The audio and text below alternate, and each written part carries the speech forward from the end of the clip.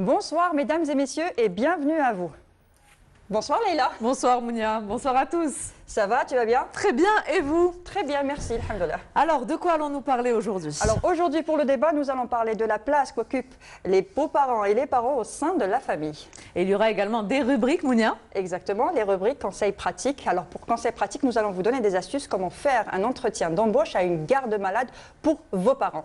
Et bien sûr, pour la fin, l'information de la semaine. Je dirais encore mieux, le meilleur pour la fin avec l'info de la semaine de Leïla Djibour. De quoi tu vas nous parler? Eh bien, nous allons parler des séries télévisées qui ont marqué notre jeunesse et qui réinventent nos rapports familiaux. Très bien, très riche programme. En tout cas, ne ratez pas l'émission, elle passe aussi en live sur Facebook. Et puis, si vous avez des questions, des suggestions, contactez-nous sur les réseaux sociaux Facebook et Instagram, Mounia Witis et Leïla Djibour. Restez branchés.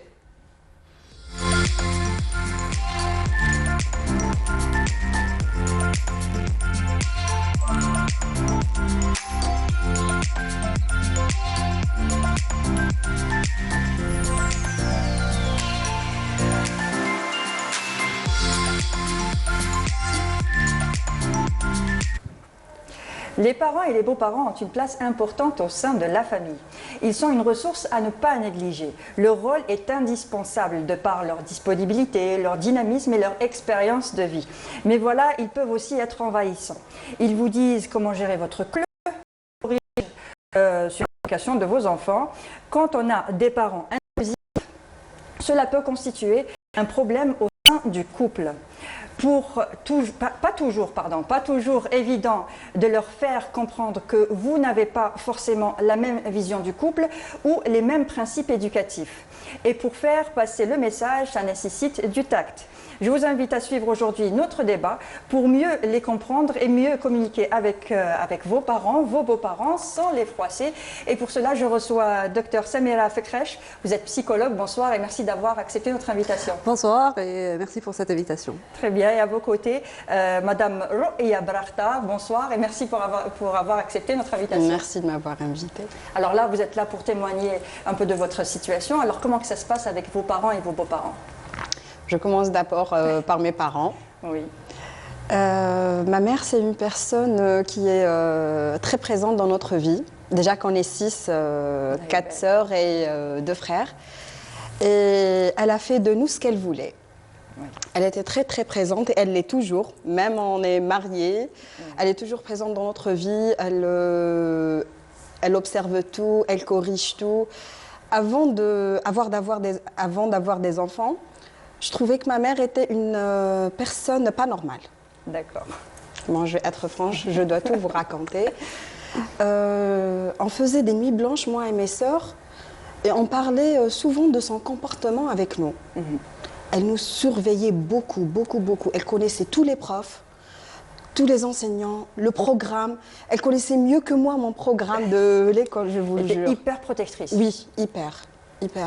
Ma mère, quand elle s'est mariée, elle a arrêté le travail. Et elle s'est consacrée... Elle s'est dévouée à sa famille. Sa vie, c'est sa famille. D'accord.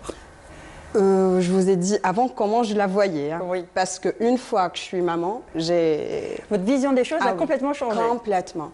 Je la voyais folle. Oui. Avec mes sœurs, on disait non, elle n'est pas normale, elle est trop présente dans notre vie. Mais une fois, elle a fait de nous ce qu'elle voulait. Oui. Elle voulait que ma grande sœur soit pharmacienne, elle est pharmacienne. La deuxième, qu'elle soit médecin, elle est médecin. La troisième, qu'elle soit avocate, elle est avocate. Moi, je fais une petite entreprise, je l'ai fait. Mon frère, informaticien, elle a fait de nous ce qu'elle voulait vraiment. Très bien. Je lui tire chapeau. Et j'aimerais bien hériter au moins 50% de ce qu'elle a. Et une fois j'ai eu mes enfants, Vous voyez les choses autrement. Oui. Vous avez peur pour vos enfants. Et je la trouve une maman exceptionnelle. Oui. Avant, je la voyais folle. Oui. Je m'excuse pour le mot maman. Mais maintenant, je trouve que c'est une maman parfaite. Oui. Elle a tout fait pour nous. Et c'est grâce à sa présence que vous êtes aujourd'hui des femmes et des hommes. Et vous avez réussi. Oui. Et grâce à elle. 95% grâce à elle. Très bien. Très bien. 5% nos petits efforts. Mais 95% c'est elle. Et avec la belle famille, comment que ça se passe? Grâce à ma mère, que je suis bien avec ma belle-mère. Très bien. Parce qu'avant de me marier, ma mère nous disait, que ce soit moi ou mes sœurs, vous allez être obligés d'aimer votre belle-mère. Oui. Peut-être vous ne connaissez pas le mot amour obligatoire, mais vous êtes obligés de le faire. Votre mari, vous l'avez choisi, Oui. mais votre belle-mère, non. Oui. Ça ne sert à rien de faire la guerre avec elle. Vous êtes perdante d'avance. Et c'est vrai. C'est clair. Oui. Ma belle-mère, c'est une personne très, très gentille. Je vais parler d'elle avant et après. D'accord. Bon, avant le mariage, elle me faisait peur. Je m'excuse, ma belle-mère. Elle me faisait peur. Physiquement, elle allait très dure. C'est une enseignante. Bon, je suis de Guelma. Guelma, c'est une petite ville. Et tout le monde disait que c'est une femme très, très dure. Donc, j'avais très, très peur d'elle au début. Mais avec le temps et après le mariage, après surtout avoir Eu des enfants? Oui, eu des enfants. Je dirais bien que c'est la seule personne qui adore mes enfants. Très Oui, bien. oui. Donc vous avez de très bons rapports avec Oui. que ce soit votre mère et vos oui, belles-mères. après. Bon, je vous raconte une petite histoire. Oui. Quand j'ai eu le deuxième garçon, ma mère, elle m'a dit, ne viens pas chez moi après ton accouchement. Comme c'est une maman très protectrice, il y avait mon frère qui passait le bac. D'accord. Donc elle m'a dit, je ne veux pas le perturber, tu ne viens pas chez moi. C'est ma belle-mère qui m'accueille chez elle. Très bien. Et elle m'a pris en charge et elle a pris vraiment, vraiment soin de moi et de mes deux garçons. Ouais. Parce que quelque part, c'est la maman aussi de votre mari. Oui. Donc c'est aussi, si on peut dire que c'est aussi la maman de toute la famille, de vous, c'est la grand-mère des Oui. petits, donc Oui. c'est tout à fait normal. Oui, oui. Oui. Alors quel est votre avis par rapport à ce que Madame Roya nous a raconté? Tout à fait. Non, ce qui est bien, c'est que ce recul qu'elle a de ce qu'elle a vécu avant et après. Oui. Et ça, c'est très important. Ce recul nous permet de faire le point sur soi, mais de savoir comment rééquilibrer nos relations humaines. Ces relations humaines commencent déjà dans le noyau familial. Donc, quand on parle de noyau familial, c'est notre famille. Les premiers, c'est la maman et le papa. Par la suite, c'est qui constitue une relation triangulaire. Mais cette relation triangulaire va s'élargir par la suite et nous donner d'autres relations avec d'autres connotations, avec d'autres intervenants dans nos vies, dans les beaux-parents. Et d'après notre vécu, nous allons continuer, nous allons nouer nos relations. Elle a eu ce recul de voir cette maman qui lui paraissait comme maman intrusive au début, maman possessive, ce qu'on appelle communément dans nos vies que le noyau et le cordon ombilical n'a pas été coupé avec ses enfants. Réellement, le cordon ombilical, il est coupé à la naissance. On schématise ça par la suite qu'il y a un prolongement de cette relation et qu'on refuse de se détacher. Ce refus de détachement est social. Il ne faut pas oublier qu'on est dans une société où il y a le poids sociétal qui est très important, mais aussi il y a le poids de la femme et de la maman où il y a un chantage affectif. Et là, je reprends ce qu'elle a utilisé en disant elle me paraissait au début folle, dans le sens où elle était hyper protectrice. Réellement, sa maman, elle était dans une bataille sociétale où il fallait qu'elle donne le meilleur d'elle-même. Elle s'est sacrifiée, elle a laissé sa carrière de côté, elle est restée pour l'éducation de ses enfants et pour elle, sa réussite, la réussite de sa famille, de son couple, c'était la réussite de ses enfants. Et elle s'est projetée à travers ses enfants. Elle s'est projetée à travers ses enfants, à travers leur métier. C'est ce qu'elle a conclu par la suite en arrivant à atteindre cet objectif. Donc tous les objectifs qu'elle s'est tracés au début, donc quand elle a construit sa famille, elle est arrivée à les concrétiser. Par la suite, c'est vrai qu'il y a ce poids émotionnel qui est très difficile au début à gérer, surtout dans la phase de transition entre l'enfance vers l'adolescence. Et c'est là sûrement où vous faisiez vos nuits blanches avec vos sœurs. Donc c'est là où on parle beaucoup, où on veut une certaine autonomie, une certaine indépendance. Oui. On veut se détacher un peu. On veut se détacher. Ce détachement, on l'a par la suite. Par la suite, on développe ce qu'on appelle un petit peu des mécanismes de défense. Donc, on développe certains outils pour arriver à rééquilibrer nos relations et à se concrétiser et à se réaliser selon le modèle qu'on a eu de la maman, mais aussi selon ce qu'on veut. C'est ce qu'elle est arrivée à faire par la suite dans sa relation de couple. Elle s'est projetée dans sa relation de couple en reprenant ce qui a été dit sur ce qu'elle a été conditionnée un petit peu au début, en disant ta belle-mère, tu devras l'aimer, c'est un amour obligatoire, mais c'est un conditionnement positif, dans le sens où on l'a outillée pour arriver à être dans un compromis social, mais aussi un compromis émotionnel. Donc elle n'est pas rentrée dans cette famille, dans cette nouvelle vie, en position défensive, mais au contraire en position de compromis. Donc je donne et je vais recevoir. Réellement, c'est ce qu'on appelle un petit peu, c'est de l'altruisme. Il y a un partage, mais c'est un altruisme qui nous aide à nous construire. On ne s'offend pas dans l'autre, mais on arrive à travailler avec l'autre, à évoluer avec l'autre de manière intelligente. Donc, c'est ce qu'on appelle communément l'intelligence émotionnelle. Donc, on arrive à évoluer dans un climat équitable, dans un climat équilibré et qui arrive à ce que chacun arrive à s'épanouir, mais aussi arrive à trouver ses repères. Et c'est ce qu'elle est arrivée à concrétiser un petit peu dans sa relation à Roya, dans sa relation avec ses enfants, sa belle-mère et sa mère. C'est arrivé aussi maintenant à être dans une bonne harmonie avec la maman, donc cette reconnaissance, parce qu'on ne peut être en équilibre avec soi-même ou avec les autres sans qu'il y ait cette reconnaissance. Et cette reconnaissance est très importante. Et on la retrouve dans toutes les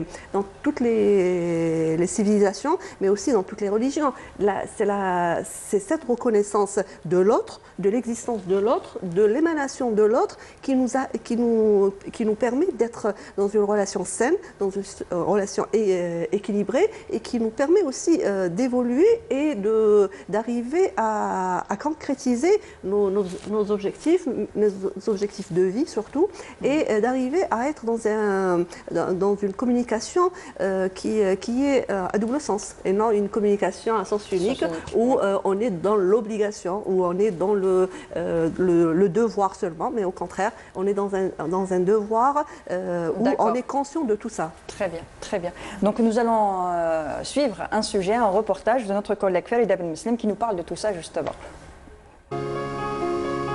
L'union entre un homme et une femme veut dire faire partie d'une belle famille.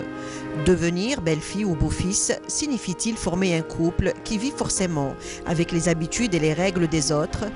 Telle est la question qui se pose, car dans certaines familles, souvent on confond entre respect et amour, liberté et autonomie, deux concepts bien distincts. Quand deux personnes se lient par le lien sacré du mariage, en fait, il n'y a pas que les deux personnes qui se lient, il y a aussi deux familles. Et le couple, il est obligé d'accepter les deux familles, c'est-à-dire chacun d'eux est obligé d'accepter l'un et l'autre et sa famille, en sachant que ils peuvent être de cultures différentes, de milieux sociaux différents, mais il faut faire, c'est-à-dire nier à 100% ou bien délaisser tout l'acquis qu'ils ont eu déjà à travers cette famille-là. Vous savez, la femme, elle a été habituée à comment ranger sa maison, comment cuisiner, comment faire les choses chez elle. Mais une fois mariée, elle doit créer elle-même son propre modèle de famille. C'est là où commencent les problèmes. Est-ce que chaque famille de l'un et de l'autre, c'est-à-dire du côté du mari ou bien de la femme, vont les laisser tranquilles, vont les laisser créer leur propre modèle? Quand un couple s'unit, c'est pour créer sa propre famille, basée sur sa propre vision, une histoire propre à lui, sans pour autant repousser les autres, ni les laisser s'infiltrer indiscrètement dans la vie conjugale. Il faut savoir se positionner dans la nouvelle vie, qui unit désormais deux familles différentes sur plusieurs plans. Difficile pour la maman de céder son fils à une autre femme. La belle-fille, de son côté, résiste et refuse cette liaison qui, pour elle, pourrait rompre le lien de l'intimité de son couple. L'intrusion commence aussi au moment où on a des enfants. Chacun veut donner son avis sur la façon d'éduquer cet enfant, comment, c'est-à-dire quel habit on doit lui acheter. Après, à l'école, dans quelle école on doit l'inscrire, ou bien qui va le conduire à l'école et tout. Mais si on ne fait pas de limites, c'est-à-dire si le couple n'arrive pas à mettre des limites, l'intrusion, elle va être énorme. Et elle va causer des problèmes et un poids, un stress énorme. Et ça sera toujours une source de stress et de conflit entre le couple. Et ce conflit, si il augmente, il peut mener jusqu'à la séparation et la rupture. En effet, la famille est une référence à laquelle on revient pour tirer profit de l'expérience des couples parentales, même si le couple dispose de sa propre vie et qu'il l'arrange à sa manière. Cela signifie-t-il que les belles familles disposent d'un rôle qui représente la composition de la famille même? Sont-elles un maillon indissociable dans la vie des couples? Et quelle est la bonne distance à garder pour pouvoir préserver son intimité et éviter le flux d'intrusions inutiles? Maintenant, la nouvelle génération, même les 30 ans et moi, ils ont d'autres centres d'intérêt. Ce n'est pas les mêmes que ceux de leurs parents. Ils ont d'autres modèles à suivre. Ils veulent une certaine indépendance. Mais est-ce qu'ils peuvent s'assumer? C'est ça la question. C'est là où ils feront toujours appel à la belle famille ou bien à leurs propres parents. C'est bien, c'est toujours bien, mais juste, il faut savoir mettre des limites, c'est-à-dire contre l'intrusion de la belle famille. Il faut que la belle famille se charge des points qu'on lui a demandé, juste de s'en charger. Il ne faut pas essayer de faire plus, parce que quand on essaye de faire plus, on piétine sur le territoire de l'autre, et on ne lui laisse plus de liberté. La famille, c'est très important. Surtout pour l'équilibre des enfants. Les grands-parents, c'est très, très, très important. Même si on s'entend, il y a des conflits entre la belle-fille et la belle-mère et tout. Il ne faut jamais, jamais, jamais mettre les enfants au milieu de ces histoires-là. Parce que l'équilibre des enfants, il dépend de l'équilibre de la famille. Souvent, on entend parler d'une relation avec la belle famille pleine de conflits. Faut-il peut-être apprendre à communiquer avec l'autre, à défendre son intimité et comprendre le significatif même de la bonne distance et du respect?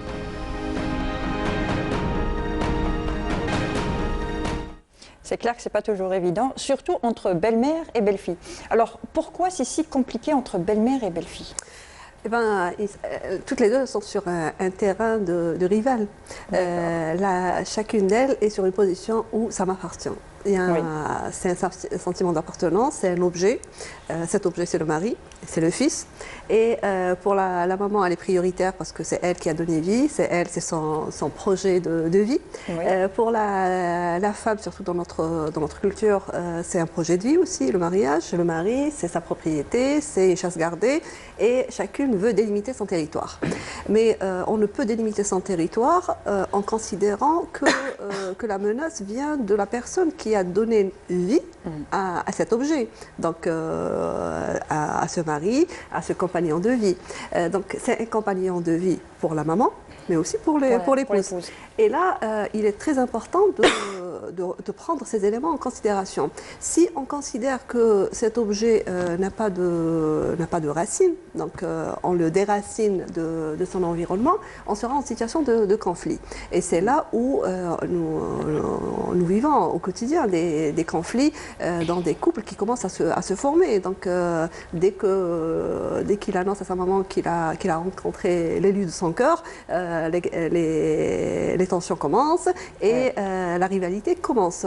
Donc si on n'arrive pas à un petit peu estamper ces tensions, là on sera dans une relation très, très tendue où toxique. Il y aura, et dramatique aussi, et une situation de conflit en continu. D'accord. Et comment reconnaître une belle-mère envahissante?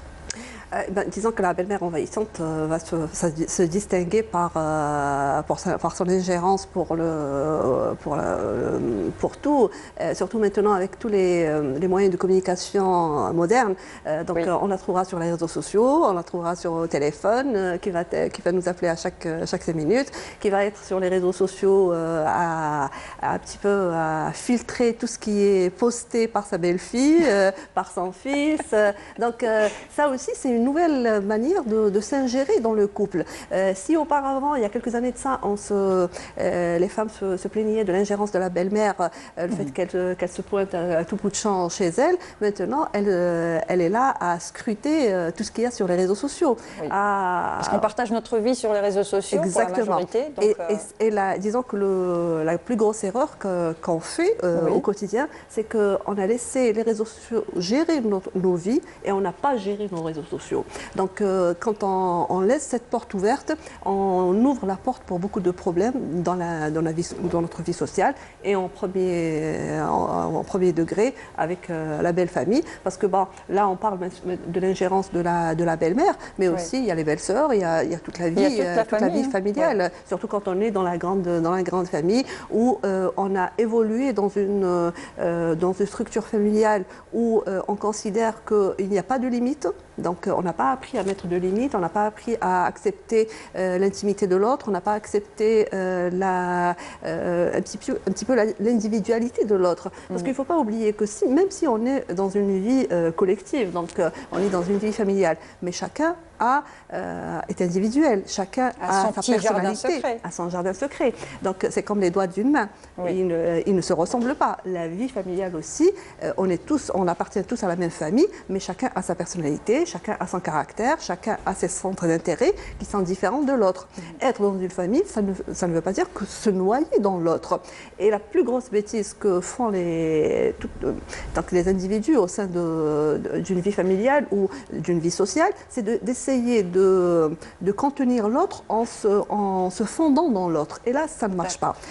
Pour réussir sa vie, il faut arriver à interagir en respectant sa personne et en se respectant soi-même et en acceptant son individualité par rapport à l'autre.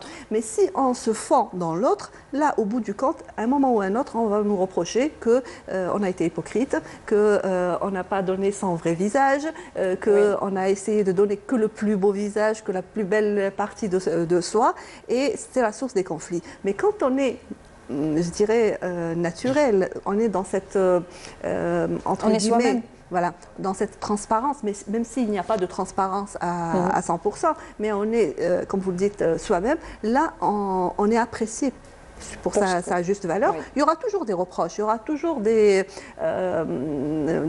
personnes insatisfaites, etc. Mais à des degrés moindres. Alors que si on se fond dans l'autre, les reproches seront au summum et ça sera la source de beaucoup de conflits. Très bien. Et est-ce que l'arrivée, on l'a vu dans le sujet, l'arrivée de bébé empire la situation ? Exactement. Ça empire la situation parce qu'on considère que déjà ce bébé, c'est une suite un petit peu de la lignée familiale, surtout si c'est le garçon.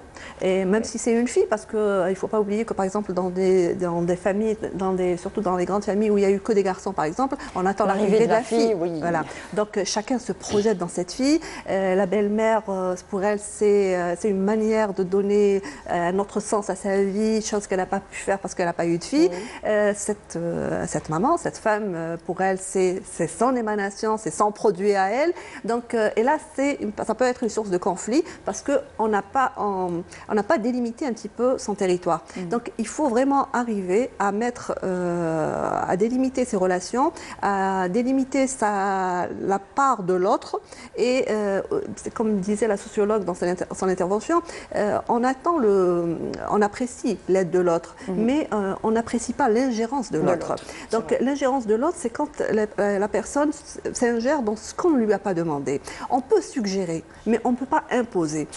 Chose qui cause beaucoup de tort dans nos familles, c'est cette ingérence, cette obligation. Donc, il faut mettre de côté l'obligation et aller dans la conciliation. Qu'est-ce qui peut améliorer le quotidien de l'autre. Je propose, je suggère et c'est à l'autre d'apprécier ou pas. Mais on ne peut obliger l'autre à se fondre dans notre perception ni à être obligé de faire ce qu'on n'a pas envie de faire. Le modèle éducatif a changé. Tout change. C'est comme dans une entreprise. Dans une entreprise, on évolue. On évolue dans notre manière de gérer, de manager, de développer les compétences de nos collaborateurs. Une famille, c'est la même chose. le modèle familial évolue, les méthodes éducatives évoluent. On ne peut éduquer en 2021 de la même manière qu'on a éduqué en 1970. On ne peut, il y a beaucoup de variants, il y a beaucoup de... les nouvelles technologies ont chamboulé notre vie, notre quotidien. Si auparavant on arrivait par exemple à occuper nos enfants par des jeux ludiques, créatifs, de l'innovation, etc., maintenant c'est très difficile parce qu'il y a l'intrusion déjà à un âge très jeune de tous les outils. Tous les écrans déjà. Tous les écrans. Que ça, télé, et tablette, ça c'est un sujet de conflit. Parce que la grand-mère qui est mamie gâteau va permettre à son petit-fils ou à sa petite-fille d'avoir le téléphone à l'âge de 9 mois, 8 mois, 10 mois. Alors et la maman qui refusent parce qu'ils sont conscients de la dangerosité des écrans, etc. Mais aller dire à cette personne qui est dans le feu de l'action, de lui dire « Ah non, ne lui donne pas le téléphone ». Comment on gère cette belle-mère intrusive sans la froisser, sans lui faire de peine? Déjà, il faut se préparer. Donc, au fur et à mesure, ce n'est pas il ne faut pas attendre l'arrivée du bébé pour commencer à délimiter le territoire. Le territoire doit être délimité déjà dès le début. Par la suite, c'est une suggestion. On lui dira, par exemple, voilà le modèle que je veux donner à mes enfants. Je te demande conseil. Qu'est-ce que tu vas me suggérer? Quand on est dans cette discussion, elle acceptera de se remettre. On implique l'autre. Elle acceptera de se remettre en cause et elle arrivera à dire « Ah oui, moi j'avais fait l'erreur avec mes enfants d'obliger de... » Voilà. Là, alors, elle est en train de... Justement, est-ce que vous avez eu ce genre de discussion avec vos parents, vos beaux-parents? Oui, avec ma belle-mère, oui. L'avantage, c'est une personne qui accepte... Qui est à l'écoute. Oui, très bien. Oui, elle a changé d'avis sur pas mal de Et ça s'est passé comme nous l'a expliqué le docteur? Oui. Il faut lui dire les choses à l'avance. Je lui dis, j'ai lu, je me suis documentée sur ça et elle accepte. Elle a changé beaucoup d'avis sur... Voilà. Donc la discussion, elle améliore les relations sociales et les relations humaines. C'est comme avec le mari, c'est comme avec les parents. Il ne faut pas écarter la belle-mère. Une belle-mère, ce n'est pas une mauvaise mère. Oui. Oui, c'est clair. Exactement. Mais c'est une maman, elle aussi. Voilà, c'est très important ce qu'elle vient de souligner, c'est que ce n'est pas une mauvaise mère. C'est une femme, c'est une personne qui a donné naissance à notre moitié, à la personne qu'on a choisie comme l'élu de notre cœur. D'accord. Donc, si elle est arrivée à produire ça, donc il y a du bon côté en elle. Même si on est dans une situation un petit peu tendue, même si peut-être il y a des frictions, etc. Mais il faut voir ce côté-là, qu'elle est arrivée à nous produire, à nous donner la source de notre joie. Donc, comment maintenir cette relation? Par la suite, c'est des compromis, c'est trouver un terrain d'entente, c'est des stratégies qu'on mettra en place. Ça ne veut pas dire en parlant de stratégie, qu'on va être hypocrite. Au contraire, c'est une manière de vivre en bonne harmonie et en bonne intelligence au sein de la famille. L'équilibre des enfants, des petits-enfants, sera dans le fait de voir que sa maman et son papa s'entendent bien avec la grand-mère, avec la belle famille, avec toutes ces relations familiales qui sont sacrées. Parce que parfois on est en train de dire à l'enfant les relations familiales sont importantes, il faut veiller sur l'autre, etc. Mais il verra que d'un autre côté, on est là à critiquer l'ingérence de la belle-mère, l'ingérence de la belle famille, on est dans une relation tendue, dans des conflits. Donc quel modèle on est en train de donner à nos enfants? Et si on fait cette réflexion, si on se remet en cause, on verra qu'on peut améliorer beaucoup de choses dans notre vécu et dans notre vie au quotidien et on se corrige aussi. Disons que le plus gros tort, c'est de ne pas se corriger. Les méthodes éducatives évoluent. Donc, on doit apprendre à améliorer nos compétences, à développer nos compétences et à développer notre modèle éducatif. Malheureusement, ce qui se passe chez nous, c'est que déjà quand la femme elle est à la clinique pour accoucher, on commence à lui donner déjà un modèle éducatif très néfaste. Il va commencer à pleurer, à te faire des nuits blanches, tu dois apprendre à être dur. Donc on ne donne que du négatif. Et la plus grosse disons, erreur qu'on puisse faire, c'est d'arriver à la clinique pour rendre la visite à la femme qui vient d'accoucher et de lui dire « Ah, ton fils ou ta fille ressemble comme deux gouttes d'eau à ta belle-mère ou ressemble à la personne qu'elle n'aime pas. Oui. » Disons qu'elle n'aime pas parce qu'il y a eu certaines ingérences, certains conflits qui ont fait qu'elle a développé un modèle négatif. Et ça va détruire cette relation. Donc faisons attention, il faut être très sélectif dans ce qu'on dit, dans nos relations avec l'autre, mais aussi dans notre manière d'aborder l'autre aussi. C'est ce modèle social et éducatif qu'on doit donner à ses futures mamans, mais aussi à toute personne qui est dans un modèle de construction familiale, parce que c'est la meilleure, disons, c'est le meilleur projet de vie. Oui. C'est une entreprise qu'on crée. Donc ça commence par une idée, par une start-up, et ça finit par une grande entreprise. Donc c'est un petit peu ce que je disais il y a tout à l'heure, la concrétisation du projet de sa maman, de voir tous ses enfants réussir. Donc ça c'est un projet de vie, c'est un projet sociétal qui est très important à bien construire. Est-ce que c'est plus difficile quand on vit avec la belle famille? Certes. On n'a pas l'autonomie qu'on a, par exemple, quand on est seul, quand on est ce qu'on appelle un petit peu la famille cellulaire ou nucléaire aussi, qui est dans son petit appartement, dans son modèle de vie, qui a ses repères, etc. Là, on s'adapte à différents intervenants, parce que quand on est dans la grande famille, on a les beaux-parents, qui ont une grande part dans le modèle éducatif. Oui. On a par la suite l'ingérence, quand on parle de beaux-parents, il y a le beau-père et la belle-mère, mais par la suite il y a les beaux-frères, les belles-sœurs, leurs femmes, leurs maris, etc. Et les neveux.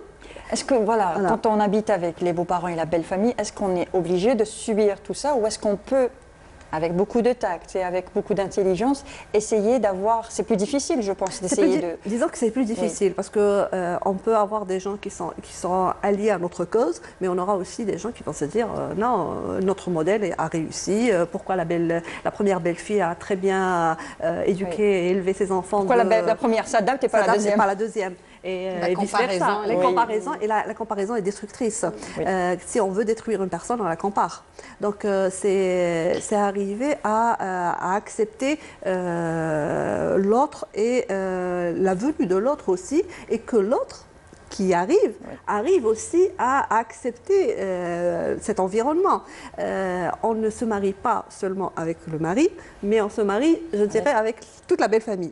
Surtout si on vit avec eux. Donc il faut arriver à analyser tous ces paramètres et arriver à voir ce qui nous correspond et ce qui ne nous correspond pas. Et ce qui ne nous correspond pas, il faut voir est-ce que réellement il nous correspond pas parce qu'il vient de l'autre ou parce que ça ne correspond pas du tout à notre philosophie de vie et à notre objectif de vie. Mais est-ce que cet objectif de vie est partagé avec notre compagnon de vie? Parce que parfois, la femme, elle est sur une planète et le mari, il est sur une autre. Donc, et les beaux-parents attendent autre chose. Oui. Donc, comment concilier tout ça? Donc, un projet de vie familial, un projet de mariage ne se construit pas seulement sur l'apparence, sur ce que le qu'en dira-t-on, sur les festivités du mariage, etc. Mais c'est toute cette vie, toute cette philosophie de vie qu'on a par la suite. Donc, si on n'arrive pas à mettre sur la table déjà dès le début ma conception, ta conception et la conception de l'autre, on peut pas marcher. C'est un petit peu toi, moi et nous. Donc le nous, il est où? Est-ce qu'il y a ce nous ou il n'existe pas? Malheureusement, dans certaines familles, ce nous n'existe pas. Parce que chacun a sa conception qu'il garde pour lui. On est un petit peu dans cette... c'est ce qui crée des conflits. Voilà, cette source de conflit qu'on a hérité un petit peu de notre culture traditionnelle, de dire que le plus important, c'est le mari. Le plus important, c'est que tu te maries.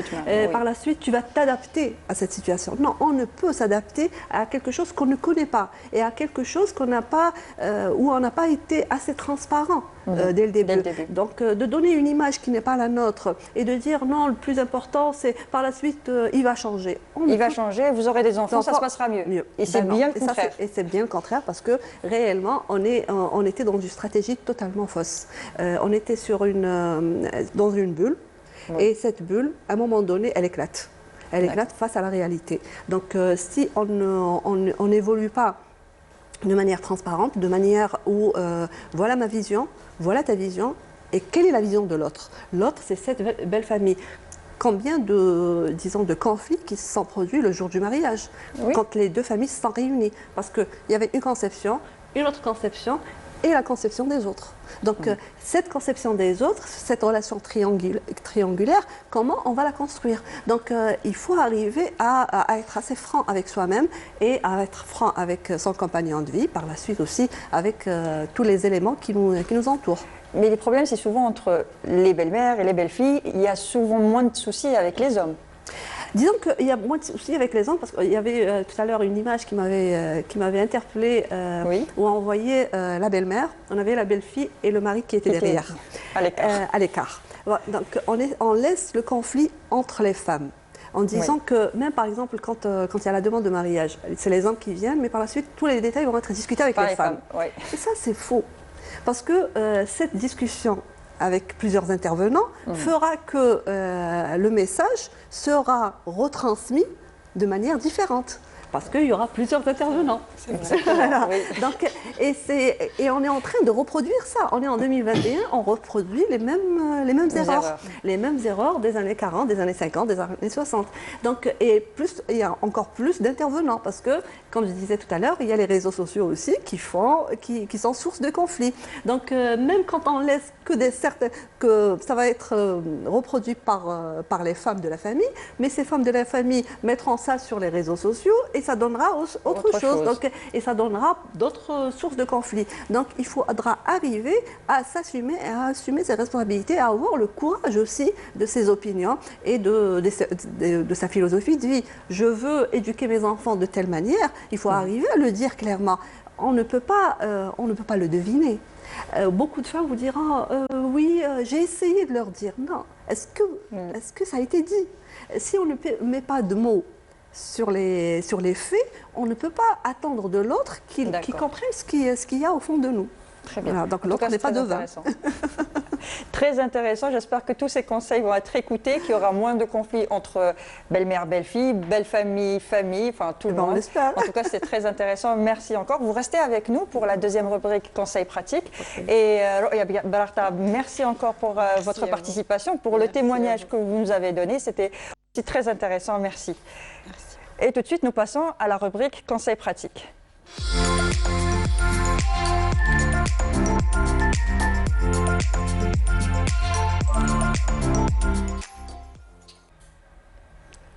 Place à la rubrique conseils pratiques. Et vous restez avec nous, donc vous êtes restés avec nous. Nous avons parlé de comment choisir ou comment faire l'entretien d'embauche d'une garde malade ou d'un garde malade pour ses parents. C'est pas toujours évident de trouver quelqu'un qui peut s'occuper d'un parent âgé, qui est malade, qui est souffrant, trouver la bonne personne.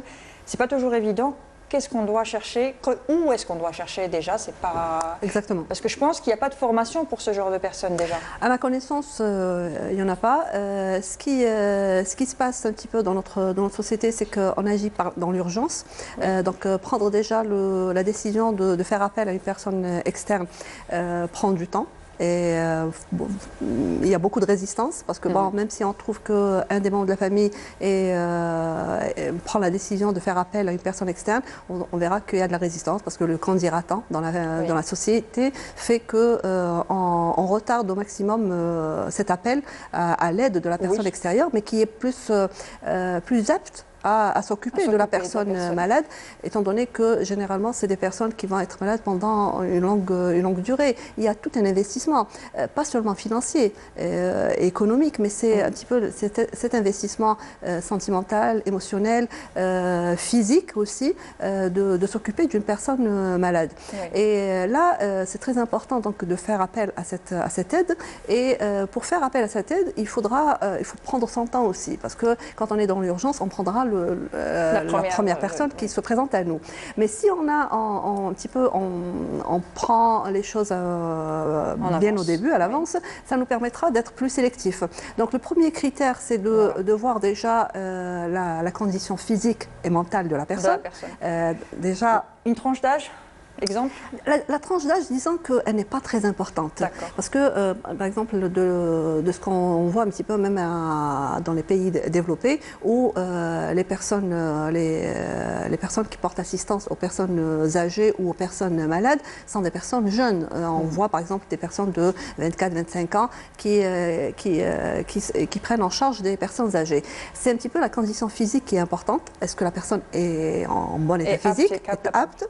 Est-ce que une bonne condition mentale aussi? Est-ce qu'elle est dans un équilibre? Parce que généralement, on fait appel malheureusement dans notre société à des personnes qui sont dans des conditions sociales très précaires, qui sont sous l'emprise de beaucoup de problèmes sociaux et émotionnels.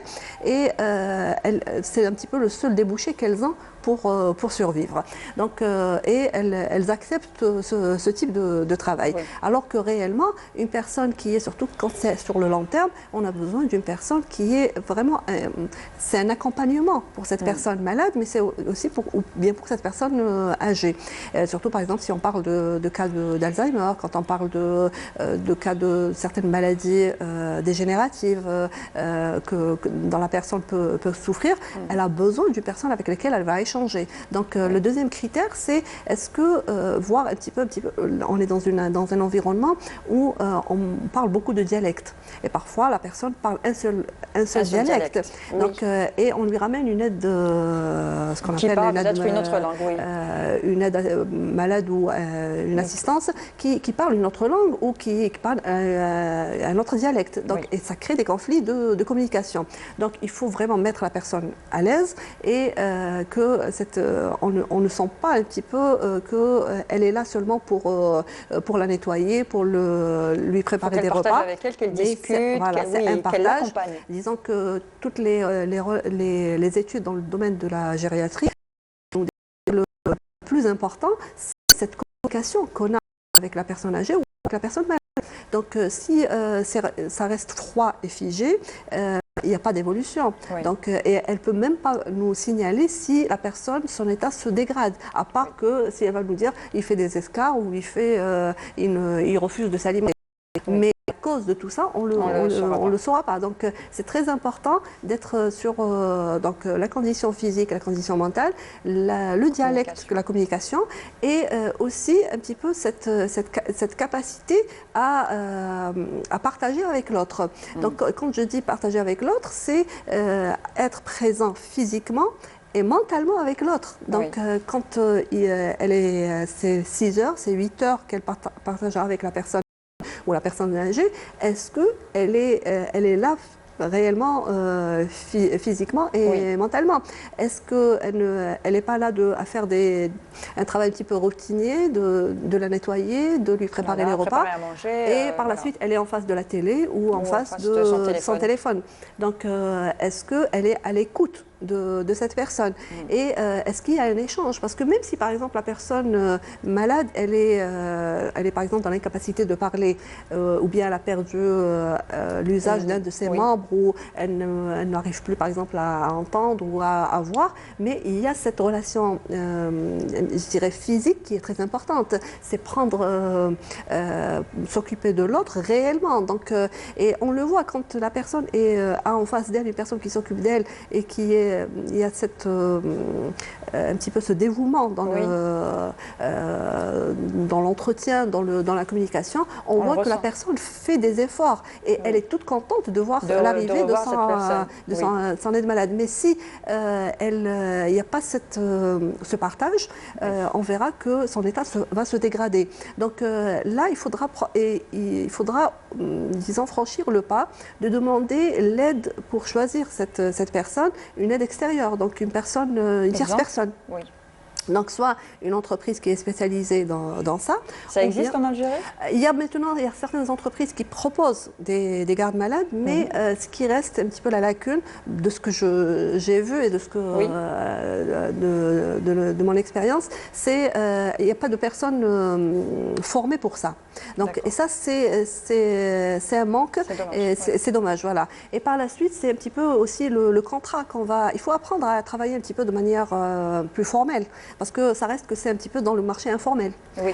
On fait appel à une garde malade, mais qui n'est pas déclarée, qui n'est pas, et on attend d'elle qu'elle donne le meilleur d'elle-même. Donc, vaut mieux faire un contrat, la déclarer, aussi, lui faire une assurance. C'est une protection parce voilà. que cette personne aussi n'est pas à l'abri d'un accident. Elle peut avoir un accident, elle va soulever la personne qui est malade. On sait que la personne, quand elle est alitée, elle devient plus lourde. Donc, un accident peut arriver. Comment on va protéger cette personne? Comment on va son droit au congé? Parce que ce qui arrive, c'est que dès qu'on a une garde malade, on refuse son droit au congé. Pour nous, elle doit être là toute l'année, tous les jours de l'année, jour et nuit. Donc, c'est aussi cet accord sur les heures de travail. Donc, il faut vraiment clarifier tout ça dès le début. Ces heures de travail, les week-ends, est-ce qu'ils sont inclus, ils ne sont pas inclus, les jours de congé, comment on va s'organiser pour les jours de congé. Faire un contrat en bonne et due forme, ça c'est très important. Il faut apprendre à franchir ce pas. On a de plus en plus besoin de cette aide de la tierce personne et c'est un droit. Je dirais que beaucoup de personnes considèrent ça comme une tare. Comment je vais faire appel à une garde malade? J'ai pas pu m'occuper de mon père ou de ma mère, j'ai pas pu m'occuper d'un des enfants. Parfois on a un enfant qui est handicapé, qui a une lourde maladie et en parallèle on doit vivre, on doit avoir une source de revenus. Donc on peut pas quitter son travail et on peut pas s'occuper à 100% de cette personne qui est alitée. Donc on a besoin d'une auxiliaire de vie. On a d'une auxiliaire de vie, on a besoin de cette aide. Donc il faut arriver à franchir ce pas, que ça devienne un métier à part entière dans la société et arriver à formaliser tout ça sous un contrat, sous une relation de travail saine et claire et où les attentes sont dites de manière très, très claire. Très bien. Voilà. Merci encore. Merci. C'est très intéressant. En tout cas, pas mal d'informations. Merci encore. Alors, je rappelle, docteur Fekeresh, Samira Fekeresh, vous êtes psychologue. Merci pour votre intervention. Je vous en prie. Merci à vous. Et tout de suite, nous passons à l'info de la semaine.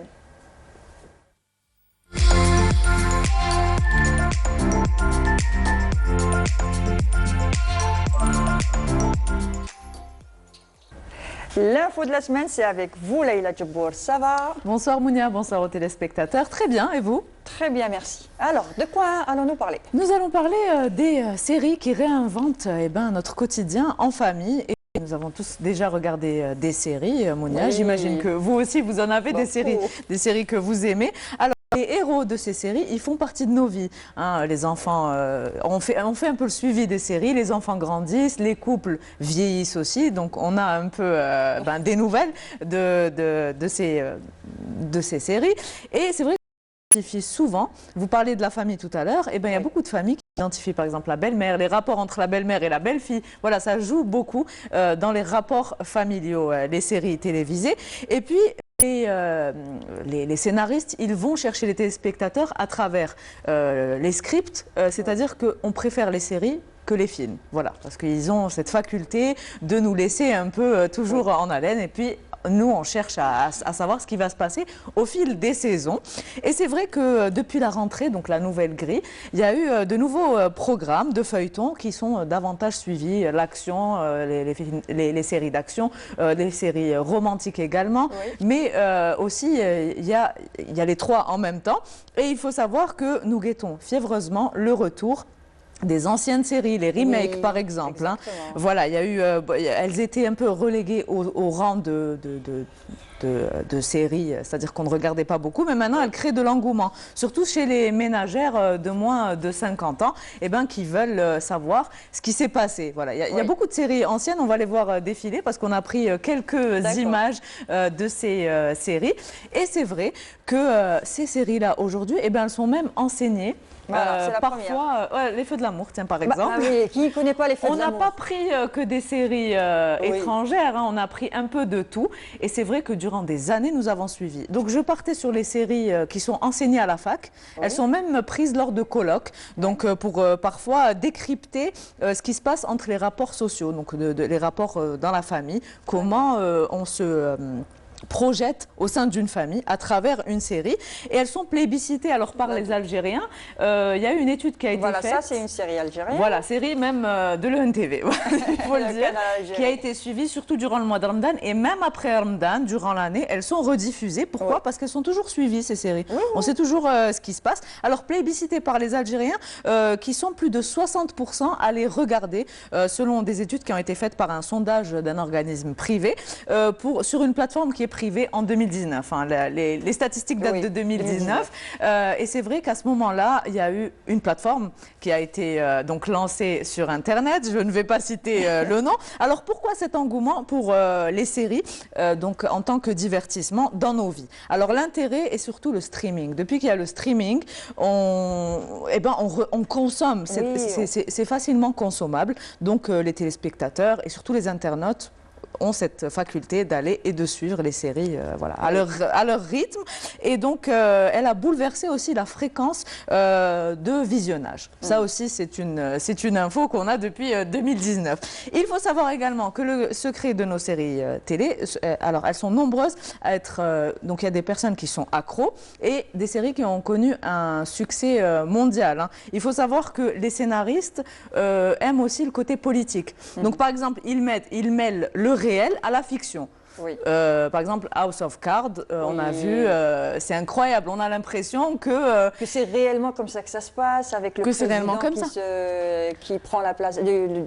C'était le vice-président qui prenait la place du président. Tout à fait. Alors, il faut savoir que parfois, il y a même des scénarios qui se retrouvent, ça devient des faits réels. Hein, voilà, on a l'impression. On avait vu aussi les Simpsons, même si c'est différent. Alors, les Simpsons, il y a eu beaucoup de choses qui se sont passées. Ils prédisent l'avenir, à ce qui paraît. Exactement. Donc, voilà, c'est vraiment le réel et l'histoire qui s'entremêlent. Alors, les chercheurs ont même une nouvelle façon de présenter l'actualité et c'est une nouvelle aussi, en fait, en Amérique, il y a même des sessions de survie donc, qui font passer aux acteurs avant de tourner une série. Voilà, ça a vraiment un impact civique aussi, voilà, sur la société. Et voilà, c'est un peu, on consomme tous les séries télé. Je ne sais pas quelle est votre série préférée, Mounia? En ce moment, je regarde rien. Sincèrement, c'est bien. J'ai pas le temps. Elle lit peut-être. Je regarde Ma famille, ma vie. Voilà. Ah bah voilà, on vous invite alors à nous suivre encore une fois. Voilà, c'est tout pour l'info de la semaine, Mounia. Et la série que vous êtes en train de suivre, Laila? Alors moi, en ce moment, je suis sur 2 séries. Je suis sur Friends, qu'on a vu il y a quelques instants. Ça, je dis pas que je suis en train de la regarder parce que c'est un classique que je regarde à chaque fois. Alors, il aurait été dit qu'il y aurait peut-être une suite de la série. Ah. Alors ça, franchement, moi, j'attends de voir. Moi aussi, j'attends. Très bien. Et la deuxième série? The Crown. D'accord. Voilà. Très bien. Les deux. Donc, merci. À la semaine prochaine. Merci à vous, Mounia, et merci aux téléspectateurs. Alors, merci à vous de nous avoir suivis. On se donne rendez-vous la semaine prochaine. Et puis, je tiens à souhaiter un prompt rétablissement à notre réalisatrice Amel Benpatoche qui est absente depuis quelques numéros déjà. On lui souhaite un prompt rétablissement et j'espère qu'elle nous reviendra très vite en forme et en bonne santé. Et sinon, je vous dis à la semaine prochaine. Prenez soin de vous. Au revoir.